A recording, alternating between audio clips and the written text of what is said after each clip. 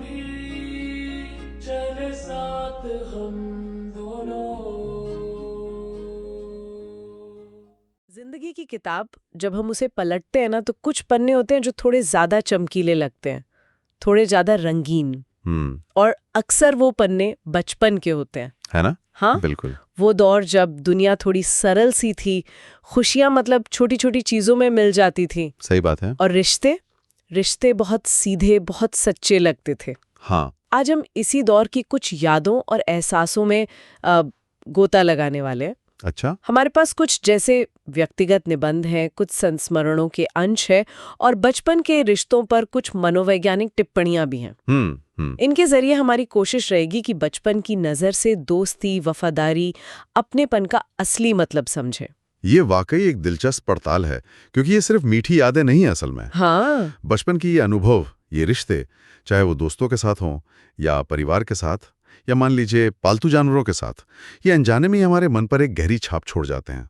और यही तय कर फिर कि हम बड़े होकर रिश्तों को कैसे देखते हैं, उनसे क्या उम्मीद रखते हैं और फिर उन्हें निभाते कैसे हैं। सही। ये हमारे भावनात्मक नक्शे की शुरुआती लकीरें खींचते हैं, ऐसा कह सकते हैं। बिल्कुल। तो चले इन स्रोतों के झरोखे से झांकते हैं और देखते हैं कि बचपन की वो मासूमियत, वो सच्चाई हमें आज के उलझे हुए रिश्तों के बारे में क्या सिखा सकती है। हाँ। शुरुआत दोस्ती से करते हैं। याद है वो गलियों में खेलना, पेड़ों पर चढ़ना, हाँ, बिल्कुल। वो छोटी छोटी बातों पर घंटों बहस करना और फिर अगले ही पल सब भूलकर साथ हो लेना। एक निबंध में लेखक ने जिक्र किया है कि कैसे बचपन में दोस्त बदलने का मतलब सिर्फ खेलने की जगह बदलना होता था, मतलब दिलों में कोई मैल नहीं आता था। हाँ, ये बात कई संस्मरणों में उभर कर आती है। उस वक्त की दोस्ती में ना शर्तें नहीं थी। बिल्कुल। कौन किस घर से है, किसके कितने नंबर आते हैं, इन बातों का वजन बहुत कम था। वो कनेक्शन ज्यादा अहम था। सही। एक मनोवैज्ञानिक नोट में इसे प्री कंडीशनल अटैचमेंट कहा गया है, यानी एक ऐसा जुड़ाव जो बाहरी शर्तों या फायदों पर आधारित नहीं होता। अच्छा। ये बस साझा अनुभवों, हंसी मजाक और एक दूसरे के साथ वो जो सहज महसूस करना होता है ना, उससे बनता था। और वो साझा अनुभव भी कितने कमाल के होते थे। जैसे एक स्रोत में जिक्र है कि कैसे बच्चों की एक टोली ने मिलकर एक टूटी हुई साइकिल को ठीक किया था। हर किसी ने अपनी तरफ से कुछ ना कुछ जोड़ा। किसी ने औजार ला के दिए, किसी ने कहा मैं हवा भर देता हूँ। वो टीम वर्क, वो मिलकर कुछ बनाने की खुशी शायद आज के नेटवर्किंग से तो बहुत अलग थी। उसमें कोई एजेंडा नहीं था, बस साथ काम करने का मजा था। ये बहुत महत्वपूर्ण बात है। बचपन की दोस्ती में अक्सर सहयोग की भावना ही प्रमुख होती थी, प्रतिस्पर्धा से ज्यादा। हाँ। अगर प्रतिस्पर्धा होती भी थी, जैसे खेलों में, तो वो अक्सर क्षणिक होती थी। हार जीत उतनी व्यक्तिगत नहीं ली जाती थी। सही कहा। एक अध्ययन का जिक्र मिलता है जो बताता है कि बच्चों के समूह में संघर्ष सुलझाने के तरीके वो वयस्कों की तुलना में ज्यादा सीधे होते हैं और कम स्थायी दुश्मनी वाले होते हैं। बच्चे जल्दी भूल जाते हैं और आगे बढ़ जाते हैं। सही कहा। शायद इसलिए कि तब ईगो उतना बड़ा नहीं होता था। हाँ, हो सकता है। एक कहानी में एक बच्चा अपने दोस्त से कंचे के खेल में हार जाता है और थोड़ी देर मुंह फुलाकर बैठता है। लेकिन जैसे ही दोस्त उसे आइसक्रीम ऑफर करता है, वो सब भूलकर साथ चल देता है।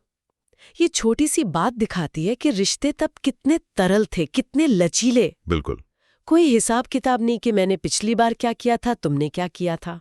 और ये लचीलापन सिर्फ दोस्तों तक ही सीमित नहीं था। उन स्रोतों में पालतू जानवरों का जिक्र भी बार बार आता है। हाँ, ये तो है। घर का कोई कुत्ता या बिल्ली, वो हमें बिना शर्त प्यार और वफादारी का शायद पहला पाठ पढ़ाते हैं। एक संस्मरण में लेखक अपने बचपन के कुत्ते के बारे में लिखते हैं कि चाहे वो स्कूल से अच्छे मूड में लौटे या बुरे, कुत्ते की आंखों में उनके लिए वही प्यार और उत्साह रहता था। हाँ। उसे उनके ग्रेड्स या दोस्तों से कोई मतलब नहीं था। हाँ, वो प्यार वाकई बिना किसी शर्त का होता है। जानवर हमें हमारी असलियत में स्वीकार करते हैं। सही। ये एहसास बहुत गहरा होता है, खासकर बचपन में जब हम अपनी पहचान बना रहे होते हैं।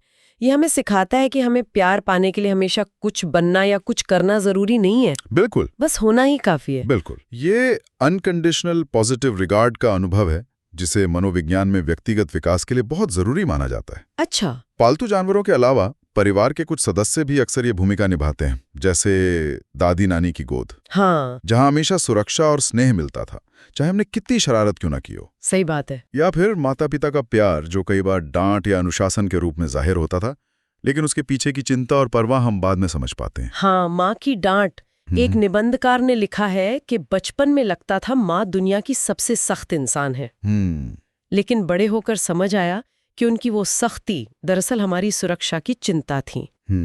तब शायद हम शब्दों में नहीं समझ पाते थे, लेकिन वो भावना महसूस होती थी। बिल्कुल। इसी तरह कुछ संस्मरणों में पिता के चुपचाप किए गए कामों का जिक्र है, जैसे रात को देर तक जागकर बच्चे का स्कूल प्रोजेक्ट पूरा करवाना बिना जताए। ये प्यार के अलग अलग रूप थे जो बिना कहे बहुत कुछ कह जाते थे। यही बचपन के रिश्तों की खूबी थी। भावनाएं ज्यादा प्रत्यक्ष थी, ज्यादा महसूस की जाती थी, भले ही उन्हें बौद्धिक स्तर पर विश्लेषित ना किया जाता हो। हाँ। एक मनोवैज्ञानिक टिप्पणी में इस बात पर जोर दिया गया है कि बचपन में भावनात्मक अनुभव सीधे लिम्बिक सिस्टम से जुड़ते हैं, मतलब मस्तिष्क का जो भावनात्मक केंद्र है। अच्छा। जबकि वयस्क होने पर प्रीफ्रंटल कॉर्टेक्स यानी तार्किक सोच वाला हिस्सा ज्यादा हावी हो जाता है, जो फिर विश्लेषण और हिसाब किताब करने लगता है। और ये हिसाब किताब वाली बात, बड़े होने पर ये चीजें वाकई रिश्तों में आ जाती हैं, है ना? हाँ, बिल्कुल आ जाती हैं। कौन कितना प्रयास कर रहा है, किसने पहले फोन किया, किसने मदद की और बदले में क्या मिला, अनजाने में ही सही एक तरह की बैलेंस शीट सी बनने लगती है। कई स्रोतों में इस बदलाव का जिक्र मिलता है कि कैसे वयस्क जीवन की व्यस्तता और अपेक्षाएं रिश्तों की सहजता को कम कर देती हैं। हाँ, ये एक आम अनुभव है। बचपन में रिश्ते बस होते थे, उन्हें बनाए रखना या मैनेज करना जैसा कुछ नहीं करना पड़ता था। सही। उनमें एक प्रवाह था। वयस्क जीवन में समय की कमी, जिम्मेदारियां और शायद थोड़ी असुरक्षा भी हमें रिश्तों में निवेश और रिटर्न के बारे में सोचने पर मजबूर कर देती हैं। हम डरने लगते हैं कि कहीं हमारा फायदा तो नहीं उठाया जा रहा, या कहीं हम जरूरत से ज्यादा तो नहीं दे रहे। एक निबंध में लेखक ने इसे रिलेशनल अकाउंटिंग कहा है। वो लिखते हैं कि कैसे बचपन में दोस्तों के साथ टिफिन शेयर करना एक स्वाभाविक क्रिया थी। हाँ। लेकिन बड़े होकर ऑफिस में किसी के साथ लंच शेयर करने से पहले भी 100 बार सोचना पड़ता है, क्या ये सही है, कहीं इसका कोई गलत मतलब तो नहीं निकाला जाएगा, वगैरह वगैरह। ये दिखाता है कि कैसे सामाजिक जटिलताएं और वो जो आत्मचेतना होती है, सेल्फ कॉन्शियसनेस, हाँ। वो हमारे व्यवहार को बदल देती है। बचपन की निश्चलता में एक आजादी थी, जो महसूस हुआ वो कह दिया, वो कर दिया। गलतियां भी होती थी, लेकिन उनमें दुर्भावना कम होती थी। सही। वयस्क होने पर हम ज्यादा सावधान हो जाते हैं, ज्यादा नपे तुले कदम रखते हैं, और इस प्रक्रिया में कभी-कभी रिश्ते की आत्मा ही खो जाती है। तो क्या इसका मतलब ये है कि बचपन के वो सुनहरे दिन और वो रिश्ते बस याद करने के लिए ही हैं? क्या आज की भाग दौड़ भरी जिंदगी में उस दौर से कुछ सीखा और अपनाया नहीं जा सकता? कभी कभी मन करता है, जैसा एक संस्मरण में लिखा है, काश एक दिन के लिए फिर से बच्चा बन पाता। देखिए, ये इच्छा बहुत स्वाभाविक है। वो सरलता, वो भावनात्मक सुरक्षा हमें आकर्षित करती है। हाँ। लेकिन सिर्फ यादों में खोए रहना काफी नहीं है। इन स्रोतों से जो सबसे महत्वपूर्ण बात निकल कर आती है वो ये है कि बचपन के अनुभव हमें रिश्तों के मूल तत्वों की याद दिलाते हैं। जैसे निस्वार्थता, भरोसा, सहजता और वो बिना शर्त स्वीकृति। ये मूल्य आज भी उतने ही प्रासंगिक हैं। तो इन मूल्यों को हम आज के जीवन में कैसे उतार सकते हैं, जब वक्त कम है, जिम्मेदारियां ज्यादा हैं और दुनिया पहले से कहीं ज्यादा जटिल महसूस होती है? देखिए, शायद हम पूरी तरह से बचपन की तरह तो नहीं जी सकते और ना ही जीना चाहिए, क्योंकि विकास का मतलब ही बदलाव है। हाँ, वो भी है। लेकिन हम उन मूल भावनाओं को अपने आज के रिश्तों में जगह दे सकते हैं। जैसे छोटी छोटी बातों का हिसाब रखना बंद करना। किसी दोस्त या प्रियजन के लिए कुछ करते समय बदले में क्या मिलेगा वाली सोच को थोड़ा पीछे छोड़ना। सही। उनकी गलतियों को थोड़ी ज्यादा आसानी से माफ करना। ठीक वैसी जैसे बचपन में हम खेल खेल में हुई लड़ाई को भूल जाते थे। ये दिलचस्प है, मतलब रिश्तों को थोड़ा कम गंभीरता से लेना। हाँ, कुछ हद तक।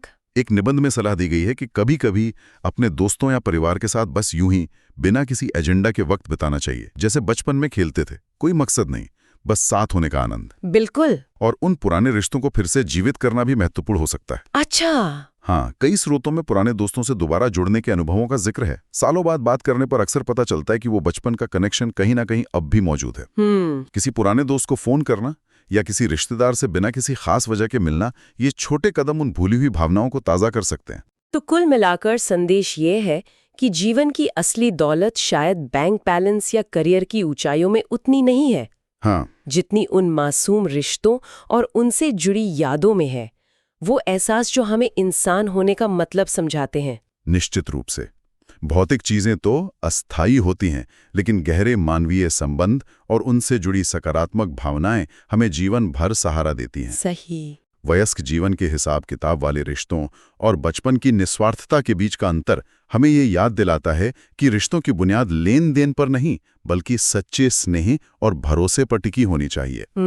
ये यादें सिर्फ अतीत का हिस्सा नहीं हैं, ये भविष्य के रिश्तों को सींचने के लिए खाद का काम कर सकती हैं। ये बात सोचने जैसी है कि रिश्ते सिर्फ सहेजने के लिए नहीं, बल्कि जीने के लिए हैं, महसूस करने के लिए होते हैं। उन्हें थोड़ा कम आंकना और थोड़ा ज्यादा जीना शायद जरूरी है। सही कहा। और इसी सोच को आगे बढ़ाते हुए एक सवाल मन में उठता है, जिस पर शायद हमारे सुनने वाले भी विचार करना चाहें। आज की इस बेहद तेज रफ्तार, अक्सर स्वार्थ और हिसाब किताब पर चलती दिखने वाली दुनिया में क्या ये वाकई संभव है कि हम बचपन की उस निश्चलता, उस बिना शर्त वाली सच्चाई के कुछ अंशों को अपने वर्तमान रिश्तों, दोस्ती, प्यार, परिवार में वापस ला सकें? और अगर हाँ, तो वो कौन से छोटे या बड़े कदम हो सकते हैं जिनसे हम आज के अपने संबंधों में उस खोई हुई मासूमियत और गहरी ईमानदारी को फिर से जगाने की कोशिश कर सकते हैं?